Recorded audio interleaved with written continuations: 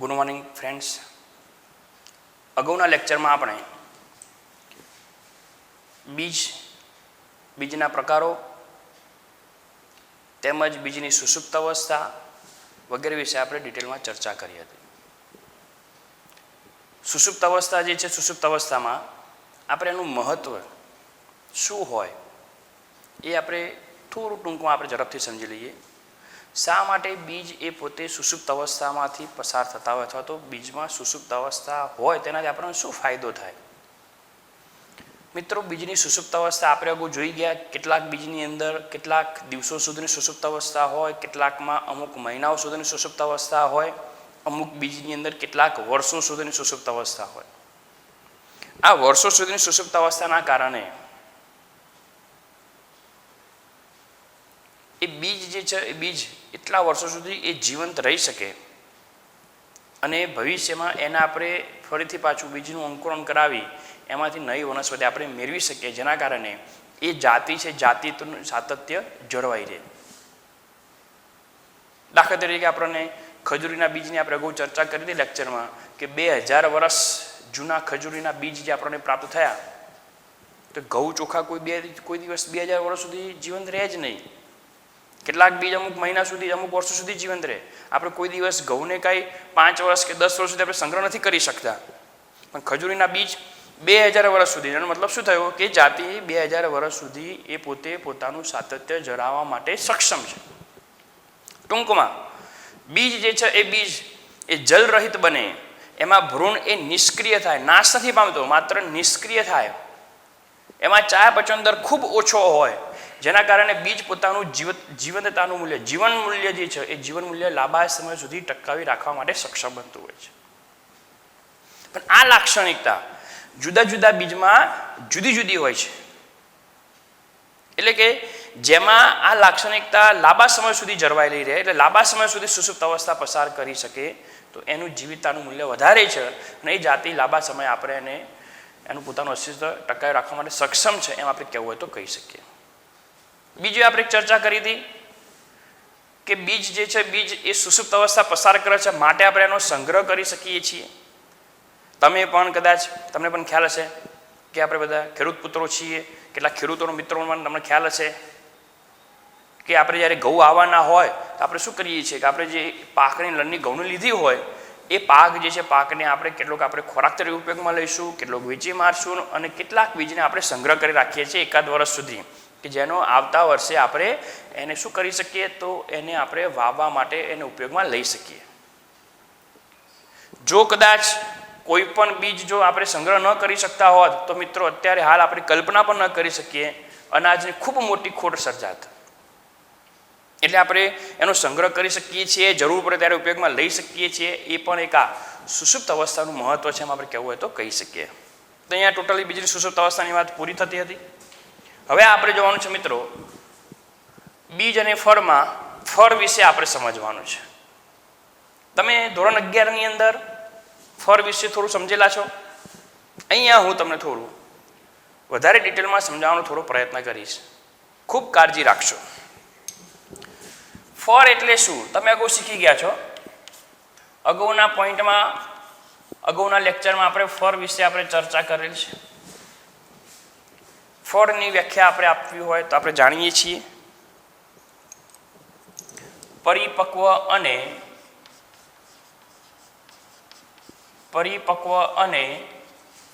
ફલિત બીજાશયને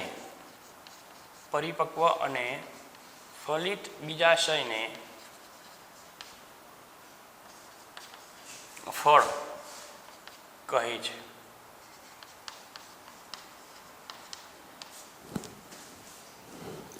તમે મિત્રો જાણો છો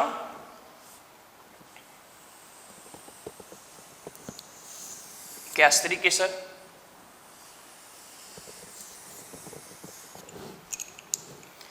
કેસરની અંદર આ એનું પુષ્પાસન,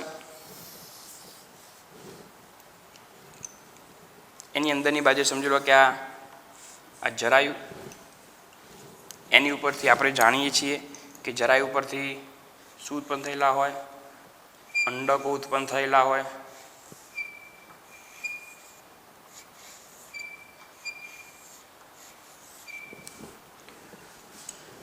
જ્યારે મિત્રો આપણે બેવડું ફલન જોઈ ગયા, જ્યારે ફલનની ક્રિયા થાય ત્યારે આપણે જાણીએ છીએ કે પરાગરજ અહીંયા સ્થાન ગ્રહણ કરીને એમાંથી પરાગનલિકા નિર્માણ પામીને એ અંડકનું ફલન કરે અને આ બધા અંડક શામાં પરિણમશે? બીજમાં પરિણમે. આ બધા જ અંડક જે છે એ અંડક એ શામાં પરિણમ્યા? બીજમાં. આપણે અગાઉ બીજના પોઈન્ટમાં ચર્ચા કરી દીધી છે.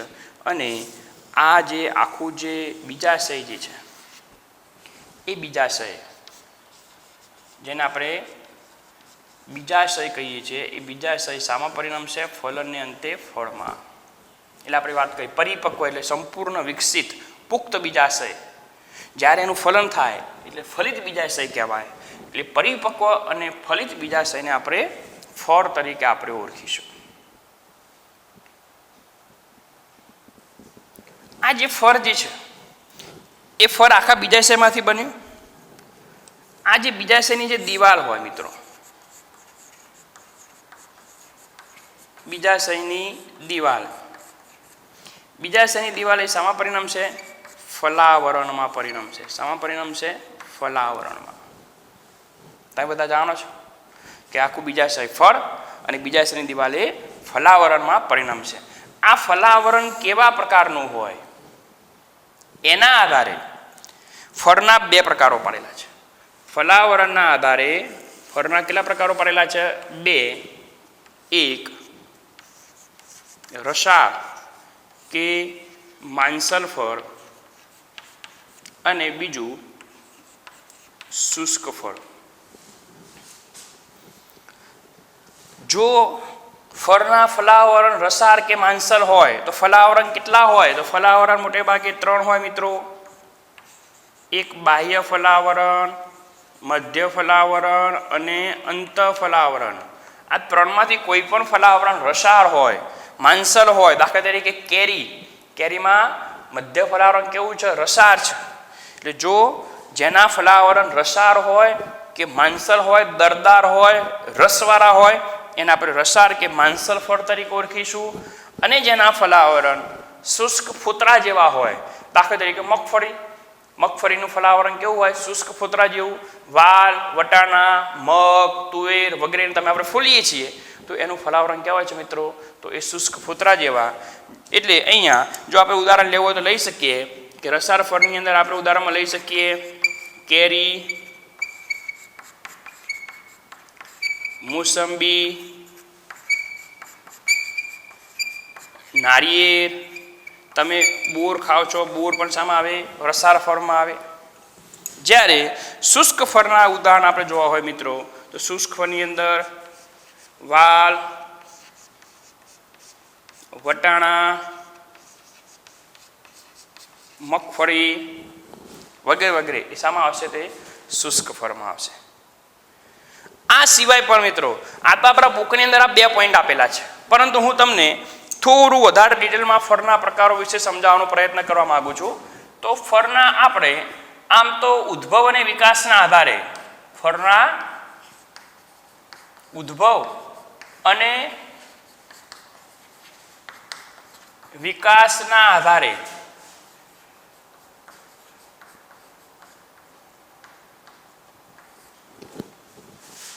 એના 3 પ્રકાર છે. કયા 3 પ્રકાર જોઈએ આપણે? બરાબર ખાસ ધ્યાનમાં રાખશો. એક સૌથી પહેલો પ્રકાર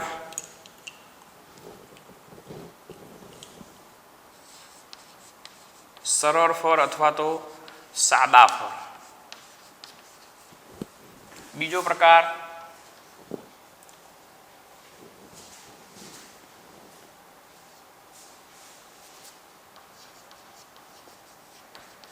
સમૂહ ફળ અને ત્રીજો પ્રકાર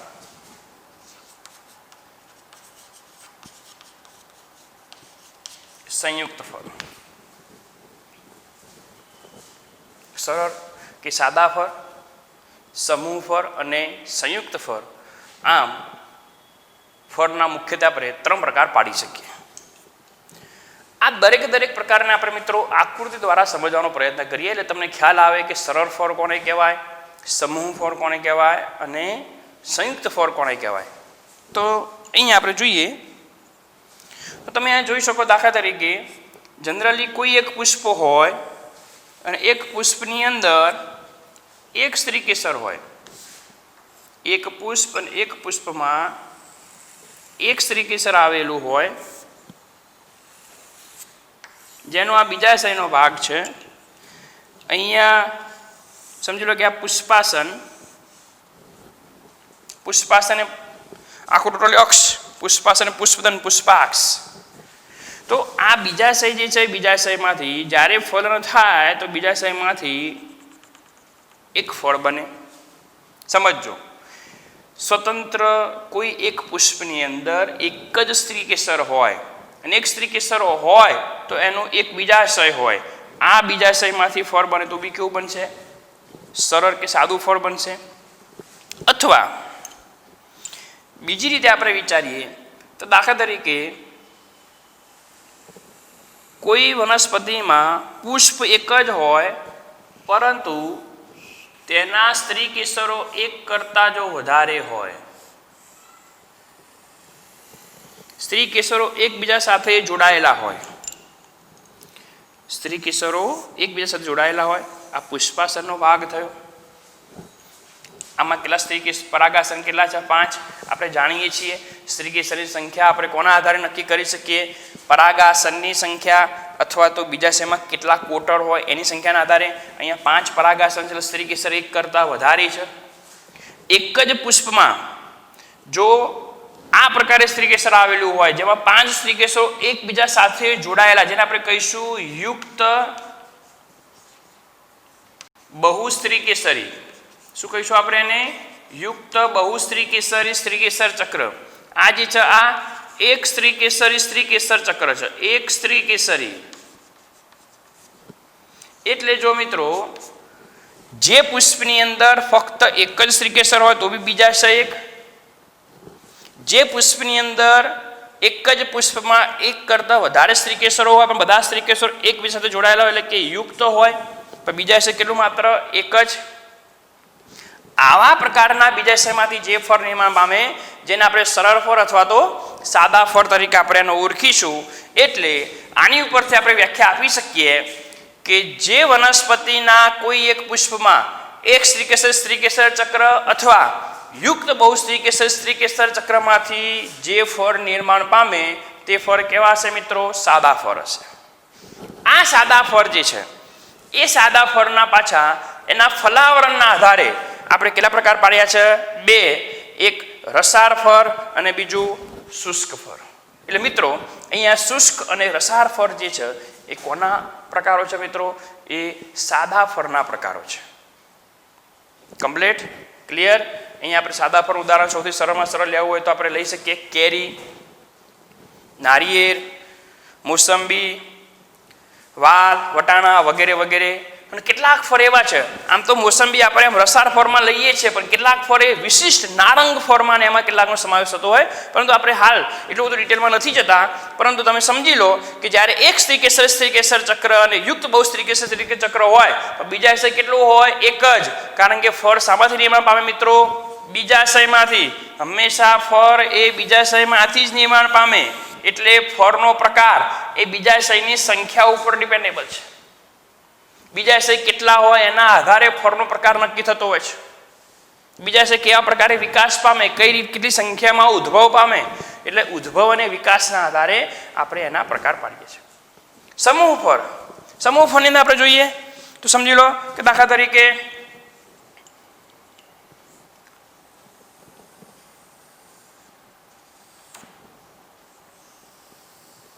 આ એક સ્ત્રી કેસર,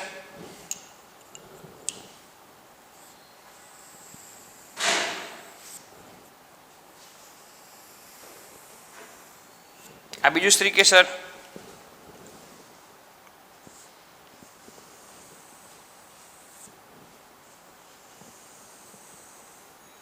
આ ત્રીજું સ્ત્રી કેસર.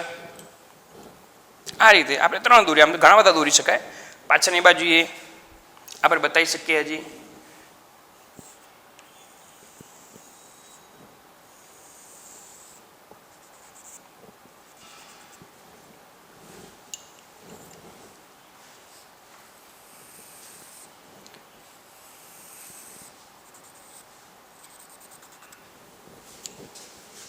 સમજી લો. અને આ બધાનું પુષ્પાસન એક જ. એનો મતલબ શું થયો?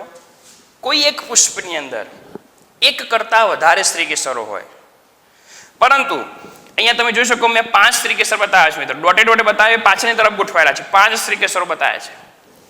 પરંતુ દરેક સ્ત્રીકેસર પોતે કેવું છે? સ્વતંત્ર. દરેકનું પરાગાસન, પરાગવાહિની અને બીજા છે 3 કેવું? સ્વતંત્ર. આમાં જુઓ, આમાં પણ સ્ત્રીકેસરો અનેક હતા, આમાં પણ સ્ત્રીકેસરો અનેક છે, પણ આમાં શું છે?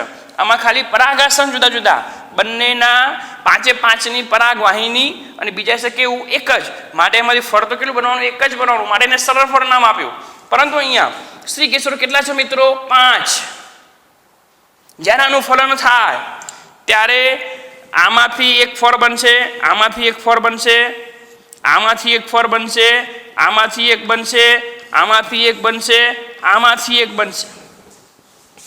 એટલે ટોટલી એક જ પુષ્પની અંદર આ જે 5 જે સ્વતંત્ર સ્ત્રીકેસરો જે આવેલ, જેને આપણે કહીશું મુક્ત બહુ સ્ત્રીકેસરી. શું કહીશું આપણે? મુક્ત બહુ સ્ત્રીકેસરી સ્ત્રીકેસર ચક્ર તરીકે આપણે ઓળખીશું. અને અહીંયા ફલન થયેલો દરેક ભાગ, જેને આપણે કહીશું ફલિકા, ફલન થયેલા દરેક ભાગને આપણે શાના તરીકે ઓળખીશું? ફલિકા. આ બધી જ ફલિકાઓ ભેગી થઈને એક ફળ બનાવે. તમે ઓળખો છો સીતાફળ? સીતાફળને તમે એક ભાગ તોડીને ખાવ છો, જે ભાગ એક તમે તોડીને ખાવ છો એ શું છે? ફલિકા છે. પણ એ બધું જ ભેગું થઈને આખો જે રચના બનાવે છે, જેને આપણે શું કહીશું? સમૂહમાં બધા જ ભેગા થાય. આ બધા, આ એક ફળ નથી, આ ફલિકા છે, આ બધા જ ભેગા થયા. આમાં અસંખ્ય સ્ત્રીકેસરો પણ હોઈ શકે. સીતાફળમાં અસંખ્ય સ્ત્રીકેસરો છે. એ બધા સ્ત્રીકેસરો ભેગા થઈ અને જે ફળ બનાવે, જેને આપણે શું કહીશું? સમૂહ ફળ તરીકે ઓળખીશું. એ સમૂહ ફળ એટલે શું? કોઈ એક પુષ્પની અંદર મુક્ત બહુ સ્ત્રીકેસર ચક્રમાંથી નિર્માણ પામતા ફળને આપણે શું કહીશું? સમૂહ ફળ. જેનું ઉદાહરણ આપણે ધ્યાનમાં લેવું હોય તો લઈ શકીએ. સીતાફળ. સમૂહ ફળ ઉદાહરણ લેવું તો આપણે શું લઈ શકીએ? સીતાફળ. રાસબેરી તમે ખાધેલી છે, રાસબેરી. અને આંકડો જે છે એ આંકડો પણ એ સમૂહ ફળમાં આપણે લેવો તો લઈ શકીએ. સંયુક્ત ફળ. સંયુક્ત ફળમાં શું હોય? તો મિત્રો ખાસ ધ્યાનમાં રાખજો, સંયુક્ત ફળની અંદર આખો પુષ્પ વિન્યાસ ભાગ લે. દાખલા તરીકે સમજી લો કે આપણે ઉદુમ્બરક પ્રકારનો પુષ્પ વિન્યાસ તમે ધોરણ 11માં શીખ્યા છો. ઉદુમ્બરક પ્રકારના પુષ્પ વિન્યાસનું નિર્માણ પામતું ઉદુમ્બરક ફળ. આપણે જે અંજીર ખાઈએ છીએ, તમે વડના ટેટા જોયા હશે. વડના ટેટા જે છે, તમારા ઘરની આસપાસ જો કોઈ જગ્યાએ વડના ટેટા હોય, જ્યારે પણ નિર્માણ પામે ત્યારે તમે એને ખોલીને જોજો. તમને જે બહારથી જે તમને જે ગ્રીન કલરનો જે ભાગ દેખાય છે, પહેલા વાસ્તવમાં પુષ્પ વિન્યાસ હોય. એ ઉદુંબર જેવા આકારનો છે. ઉદુંબર જેવા આકારનો આખો શું જોવા મળશે? એની અંદર પુષ્પ વિન્યાસ.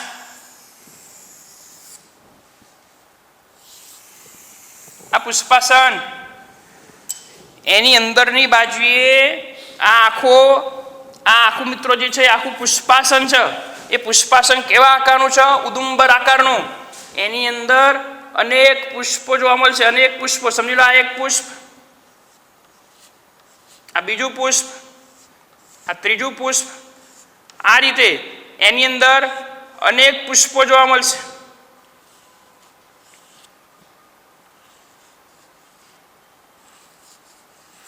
આ જે પુષ્પો જે છે, આ બધા પુષ્પો, એમાંથી કેટલાક પુષ્પો નર હશે, કેટલાક પુષ્પો માદા હશે. ઉપરની બાજુના પુષ્પો એ નર હોય, નીચેની બાજુના પુષ્પો માદા હોય. કેટલીક વખતે વચ્ચે વંધ્ય પુષ્પો પણ આવેલા હોય છે.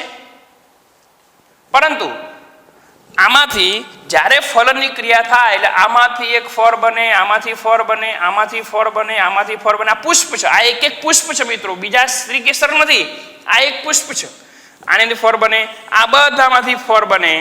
અને આ ફળ જે છે એ ફળનું જે પુષ્પાસન એકદમ માંસલ બને. અને આ રીતે આખો સમગ્ર અનેક પુષ્પો ભેગા થઈને કોઈ એક ફળ બનાવે. એટલે આખો સમગ્ર પુષ્પ વિન્યાસ એ ફળના નિર્માણમાં ભાગ લે, જેને આપણે સંયુક્ત ફળ તરીકે આપણે મિત્રો ઓળખીશું, જેની અંદર તમે એ બે પ્રકારના ઉદાહરણ લઈ શકાય. એક સરસાક્ષ અને બીજું છે એ ઉદુંબરક. સરસાક્ષ પ્રકારનું ફળ જે છે મિત્રો, એમાં આપણે અનાનસ, સરસાક્ષમાં ઉદાહરણ લેવું તો શું લઈ શકાય? અનાનસ. અનાનસની અંદર અનાનસ જે છે એ સમજી લો કે અનાનસનો પ્લાન્ટ છે, સમજો. એમાં આખો આખો પુષ્પ વિન્યાસ આ રીતે, એમાં અહીંયા ઉપર તરફ પુષ્પો નિર્માણ પામેલા હોય, આખો પુષ્પ વિન્યાસ હોય. અનાનસમાં સૂકી પુષ્પ વિન્યાસ હોય છે, તમે અગાઉ શીખી ગયા છો. અને આ બધા જ પુષ્પો જે છે, પુષ્પોમાંથી એક આખું ફળ બને. બધા જ પુષ્પોનું ફલન થાય અને ફળ બને. પરંતુ અહીંયા અનાનસમાં એક વિશિષ્ટ પ્રકારની ઘટના જોવા મળે છે. એમાં અસંયોગી જનનની ક્રિયા જોવા મળતી હોય છે, આપણે પછી જોઈએ છીએ. પરંતુ મારો કહેવાનો મતલબ એ છે અહીંયા કે અનાનસનું ફળ તમે હાથમાં લો, અનાનસ તમે બધા ખાધેલું હશે, તમે જોયેલું છે.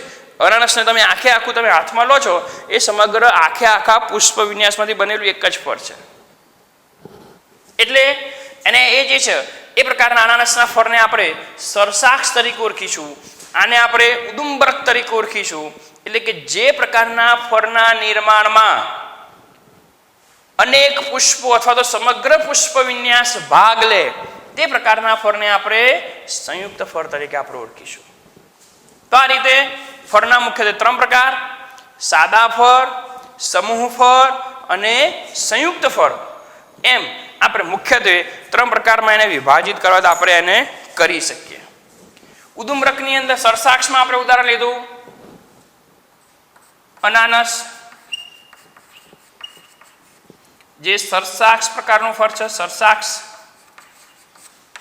અને ઉદુંબરક જે છે એ ઉદુંબરક પ્રકારના પુષ્પ વિન્યાસમાં આપણે ઉદાહરણ લેવું હોય તો લઈ શકીએ એક અંજીર અને વડના ટેટા. અંજીરના પણ નાના ટેટા જ ગોળાકાર, એ તો પ્રેસ કરીને આપણે ખાઈએ છીએ, એટલે પ્રેસ કરીને એને ચોક્કસ પ્રોસેસ કરેલો એટલા માટે. બાકી પણ નેચરલી વૃક્ષ ઉપર કેવા હોય તો વડના ટેટા જેવા છે, ગોળાકાર જોવા મળતા હોય.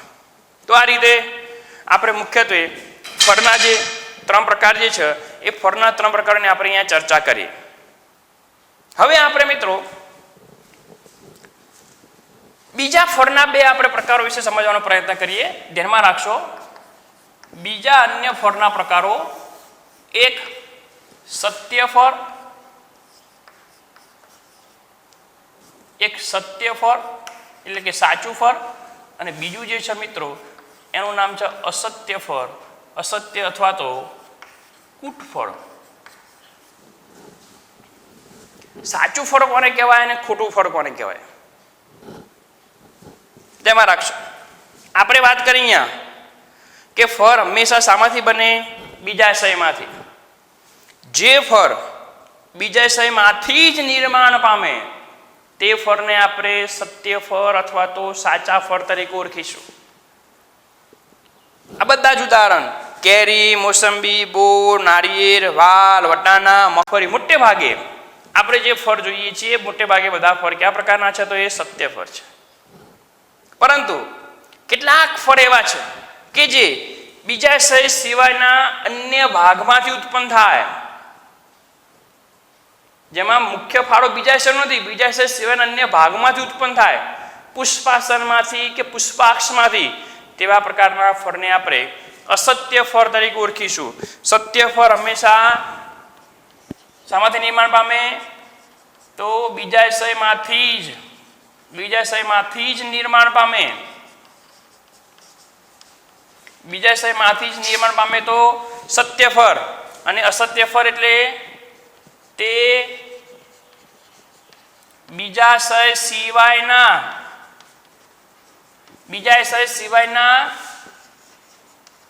અન્ય પુષ્પના ભાગોમાંથી નિર્માણ પામે.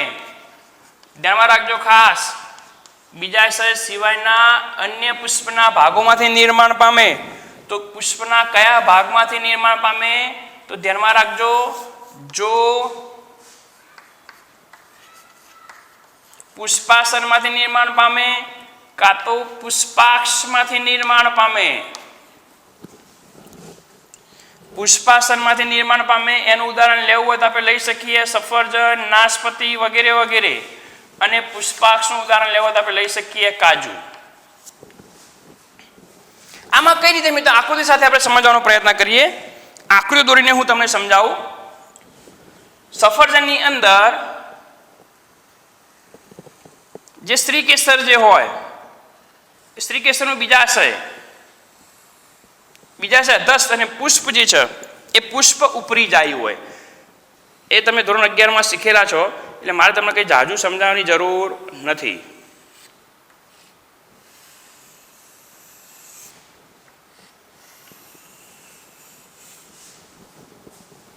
આ મિત્રો પુષ્પાસન છે આખું. આ બીજાશય છે. પુષ્પના વિવિધ ભાગો વજ્રચક્ર, દલચક્ર વગેરે અહીંયાથી ઉત્પન્ન થાય.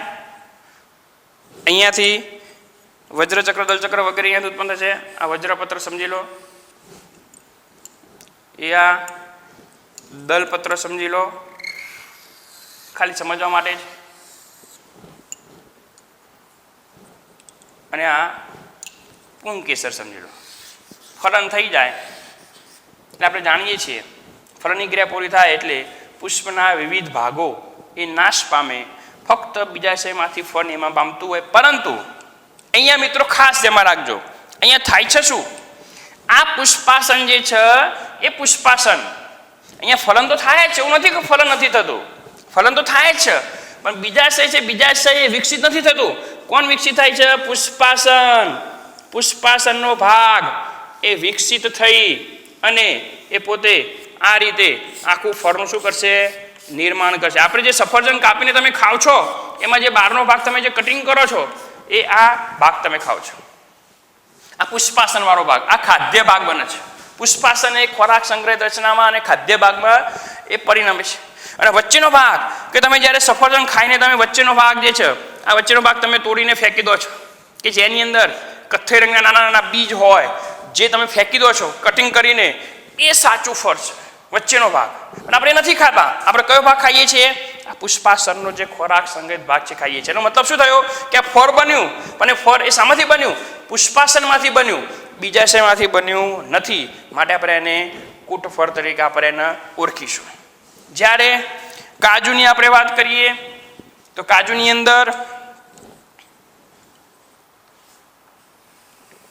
સ્ત્રી કેસર થોડું એનો થોડો એક આકાર થોડો ભાઈ જુદો હોય છે. એની અંદર એનું જે પુષ્પાસન છે પુષ્પાસન પણ એ આ રીતે જોવા મળશે. અને પુષ્પદન એટલે આખો પુષ્પાક્ષ. હવે પુષ્પાક્ષ એટલે શું તમને ખ્યાલ આવવો જોઈએ. યાદ કરજો અગાઉનો પોઈન્ટ. આને આપણે કહીએ છીએ પુષ્પાસન અને આને કહીએ છીએ આપણે પુષ્પદંડ. પુષ્પાસન પ્લસ પુષ્પદંડને જોડતી ધરી, આખી ધરી જેને કહેવાશે પુષ્પાક્ષ. ખ્યાલ છે ને? અગાઉના ધોરણમાં તમે ધોરણ 11 શીખી ગયા છો. પુષ્પાસન પ્લસ પુષ્પદંડ ઇઝ ઇક્વલ ટુ પુષ્પાક્ષ.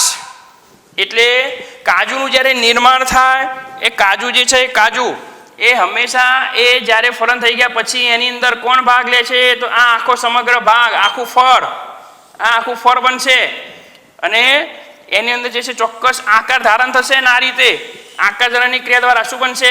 કાજુનું નિર્માણ થશે. પણ કાજુના નિર્માણમાં સમગ્ર પુષ્પાક્ષ ભાગ લે છે. બીજાશય વિકસિત થતું નથી. ફલન થશે પણ બીજાશય વિકસિત થશે નહીં.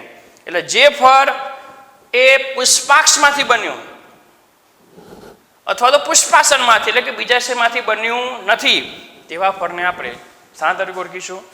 તો આપણે એને અસત્ય ફળ અથવા તો કૂટફળ તરીકે આપણે એને ઓળખીશું. સત્ય ફળમાં આપણે ઉદાહરણ લેવું તો સૌથી સરળમાં સરળ ઉદાહરણ કેરી. તમારા ઘરની અંદર પણ આપણે ઘણા બધા મોટાભાગના ફળ કેવા છે? તો સત્ય ફળ હોય છે. પરંતુ સફરજન, કાજુ, નાશપતિ વગેરે વગેરે જે ફળ જે છે મિત્રો એ બધા ફળ કેવા હોય છે? તો એ અસત્ય ફળ હોય છે. હવે બીજો એક વિશેષ પ્રકાર આપણે ફળનો જોઈ લઈએ જેને આપણે અફલિત ફળ તરીકે ઓળખીશું મિત્રો. જેને આપણે કહીશું અફલિત ફળ.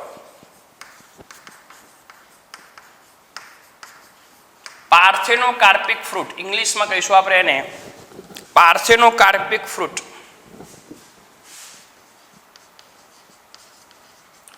પાર્થેનોકાર્પિક ફળ તરીકે આપણે ઓળખીશું. અફલિત ફળ. આમાં શું હોય તો આપણે અહીંયા હાલ જેટલા પણ ફળ જોઈ ગયા મિત્રો, તમે રસાળ ફળ જોઈ ગયા, શુષ્ક ફળ જોઈ ગયા, સાદા ફળના પ્રકારો એટલે કે તમે સાદા ફળ, સમૂહ ફળ કે સંયુક્ત ફળ હોય, ઇવન કુટ ફળમાં પણ સફરજન બને પણ બીજાશયનું એટલે મતલબ બીજાશયનું ફલન થઈને ફળ તો બને ચંદનનો ભાગ, પરંતુ અફલિત ફળ એટલે શું? જે ફળનું ફલન જે બીજાશયનું ફલન ન થાય. આપણે અહીંયા જે વ્યાખ્યા આપી છે કે ફળ એટલે ફલિત બીજાશયને ફળ કહેવાય. અફલિત ફળ એટલે શું? જે બીજાશયનું ફલન ન થાય તેમ છતાંય ફળમાં પરિણમે. તો એ કઈ રીતે મિત્રો? એ આપણે સમજવાનું છે. જરા સમજો. સમજી લો કે મેં અહીંયા શ્રી કેસર દોરી છે, આની અંદર અંડક હશે. અહીંયા આની અંદર શું છે મિત્રો? અંડક હશે. જ્યારે આની ઉપર એ પરાગરજ આવે, એ પરાગનલિકા વિકસિત થઈને એ અંડકનું ફલન કરે, એટલે એ ફલનની ઉત્તેજના આપણે અગાઉ જોઈ ગયા મિત્રો. ફલનની ઉત્તેજના એ અંડકમાં પ્રસરે, એટલે અંડક જે છે એ અંડક મિત્રો શામાં પરિણમ્યું? અંડક મિત્રો બીજમાં પરિણમ્યું. અને આ ફલનની ઉત્તેજના એ બીજાશયમાં પ્રસરે.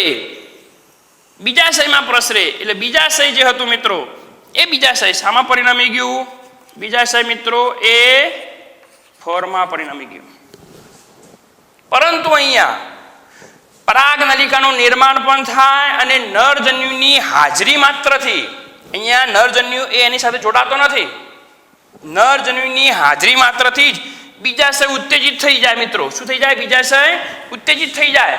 અંડકોષ સાથે જે ફલન થયું નથી, જો નરજન્યુ અંડકોષ સાથે ફલન પામત તો શું થાત? ફલિતાન બને. ફલિતાન બન્યા પછી એમાં વિકાસ શું બનત? ભ્રૂણ બનત. ભ્રૂણનો વિકાસ થઈને શું બનત? બીજ બનત. તો એની અંદર બીજ જોવા મળશે, પરંતુ અહીંયા નરજન્યુની હાજરી માત્રથી સીધું બીજાશય ઉત્તેજિત થઈ ગયું. એટલે અંડકોષ એમને જ રહે છે, આનું ફલન થયું નથી. બીજાશય એ ફળમાં પરિણમવા લાગ્યું, પણ અંડકોષમાંથી ભ્રૂણ બનશે નહીં. એટલે અહીંયા ફળ બનશે પણ એ ફળની અંદર બીજ હશે નહીં. દાખલા તરીકે આપણે કહેવાય તો કહી શકીએ કેળા અને અનાનસ. તમે અનાનસ કટિંગ કરીને ખાવ છો, કોઈ દિવસ બીજ જોયા? ભાગ્ય બીજ હોય, પણ મોટે ભાગ્યની અંદર અફલિત ફળ વિકાસ જોવા મળતો હોય છે. અને આપણે કેળા ખાઈએ છીએ, પછી તમે લીલી દ્રાક્ષ ખાઓ છો.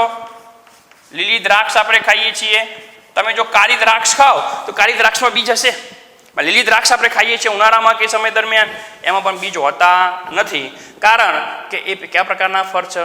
પાર્થેનોકાર્પિક ફ્રૂટ છે, જેમાં ફલન થતું નથી. ટૂંકમાં નરજન્યુ અંડકોષ સાથે જોડાતો નથી, પણ નરજન્યુની હાજરી માત્રથી જ આ પ્રકારે બીજાશય ફલિત થઈ જતું હોય છે.